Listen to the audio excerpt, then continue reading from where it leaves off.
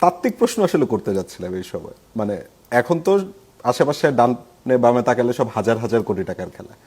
একজন মানুষের জীবন চালাতে আসলে ঠিক কতটুকু টাকার প্রয়োজন হয়? একদম নির্বোধ। আমি মনে করি এগুলি মানসিক রোগ, এগুলি আসলে মনোরোগ। একজন মানুষ কেন এত টাকার পেছনে ছুটবে, এত টাকার তার কেন প্রয়োজন হবে, কি করবে টাকা দিয়ে? আপনি বলেন। আমি এই বয়সে কি খাবো? এক প্লেট ভাত, মাছ মাংস, একটু শাকসবজি, এর বেশি কি খাবো? আমার ছেলেমেয়েরা কি খাবে? বউ কি খাবে?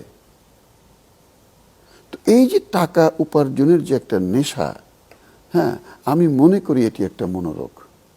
অকারণে সে টাকা উপার্জন করবে, যেটা তার জীবনে কোনো প্রয়োজনই নেই।